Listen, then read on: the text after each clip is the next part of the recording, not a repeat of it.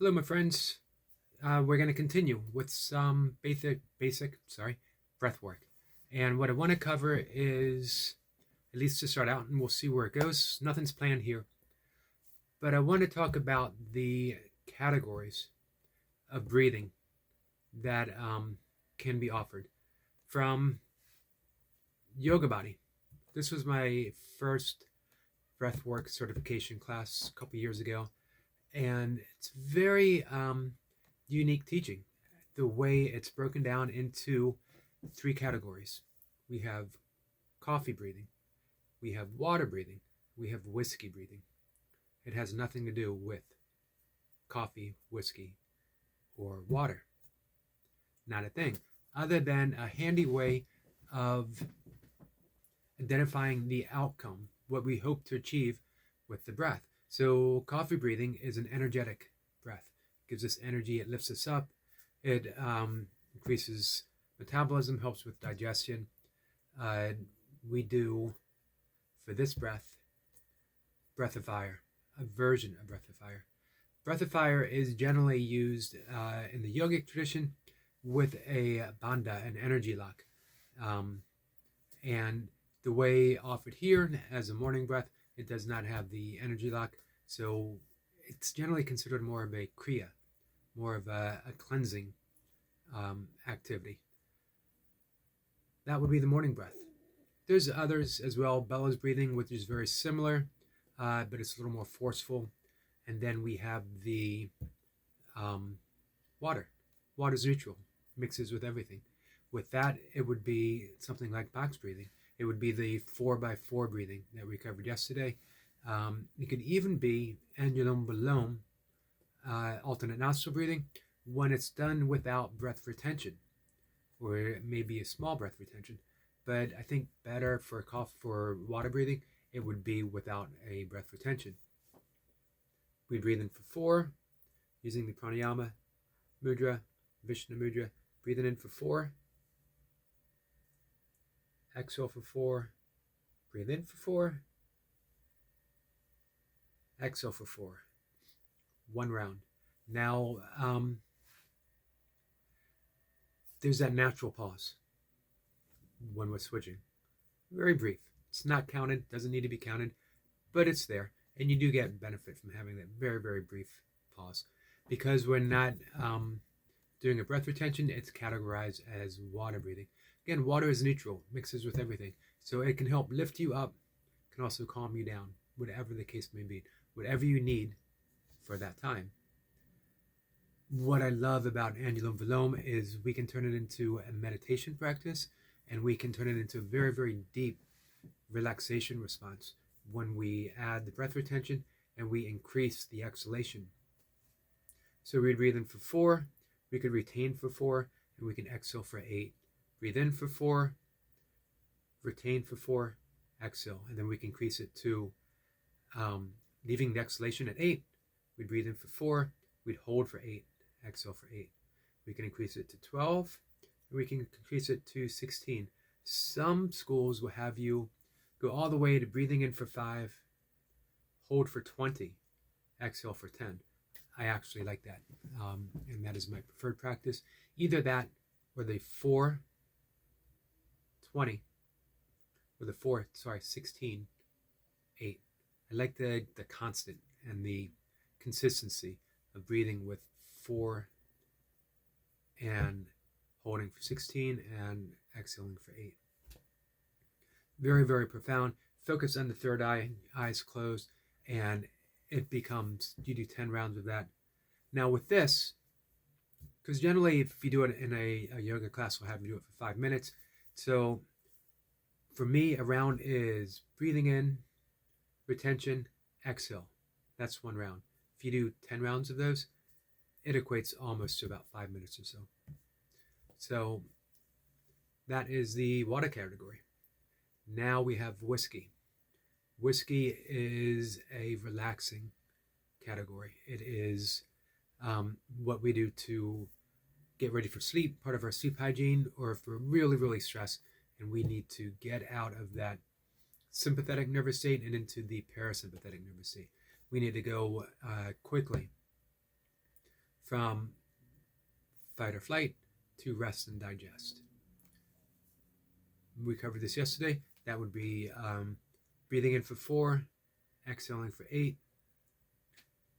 Both nostrils. Breathing in for 4, exhaling for 8.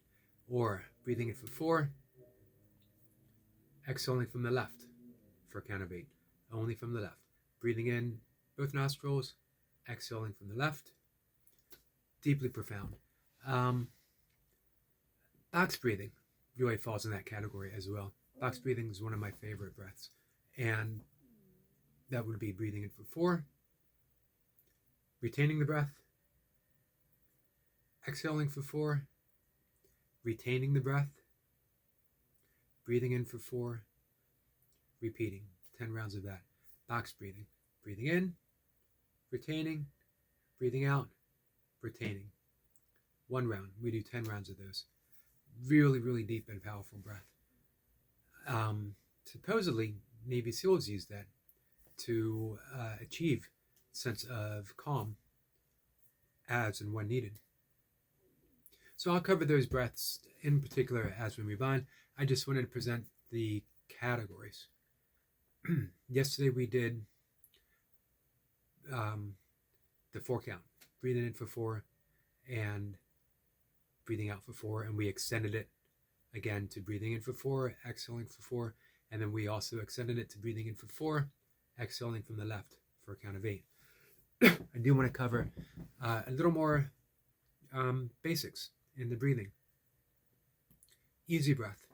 Easy breath in yoga is simply breathing from the diaphragm. So we put our hands on our chest, we put one hand on the belly, and we breathe in through the nose. We're not doing it for any count. Nasal breathe through the nose, exhale through the nose. We want to feel the hand on the belly gently being pushed out. The belly expands from the diaphragm just a bit. We're not forcing it out. The hand on the chest should barely move, if it moves at all. That's the easy breath. This should be our default breathing, and it becomes a great meditation. Just putting your hand both places, and we close our eyes and we breathe.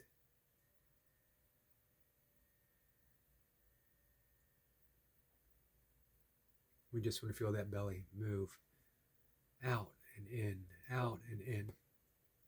Easy breath. One more important yoga breath, and oddly enough, it is called the yogic breath, or 3-part breathing.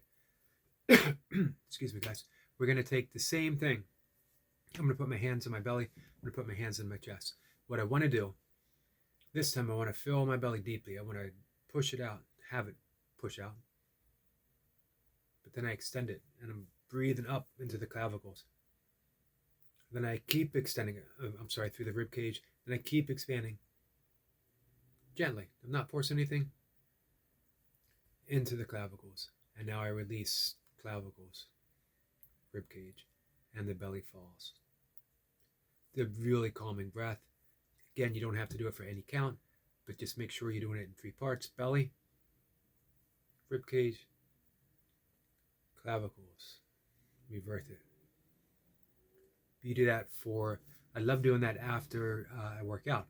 I'll do anywhere from 4 to 10 easy breaths, and then I'll do 3 or so deep 3-part yogic breaths. So easy breathing, belly rises and falls, chest doesn't move. You can lie on your back and do this as well. You can put a book and you can watch it. Is it moving? Put a book on your chest. Is the book moving? Might not be necessary.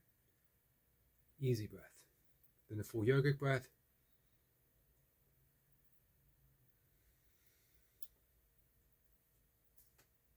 Great way to end a workout. Those 2 breaths combined. That's the basis for every breath that follows. Soon, 3 breaths I want to cover is the Kumbhalti breathing, which is a version of breath of fire.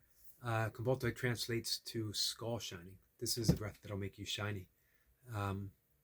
It is a great morning breath. It wakes you up. It energizes you. It increases the metabolism, helps digestion. It is great for the lungs. It's detoxifying. It's a wonderful way to start the day. And Anulom Vilom, the alternate nostril breathing. As well, I want to cover box breathing. As well, I want to cover Brahmari, the hummingbird, or I'm sorry, the bee's breath. Brahmari translates from black bee, I believe, which is a bee native in India. And you're literally making a humming noise. You're breathing through the nose. You exhale with a hum. It increases your nitrous oxide. It relaxes you, lowers the blood pressure and the heart rate instantly. I see my blood pressure and my heart rate drop significantly just practicing 10 rounds of that. So those are the main breaths I want to cover, and we will soon. But I wanted to cover the 3 categories that these are all in, as well as the basis, the easy breath, as well as the 3-part yogic breath. With that, guys, if you like it, let me know. Just leave a like, leave a comment, share it out if you want. And that's it. Take care.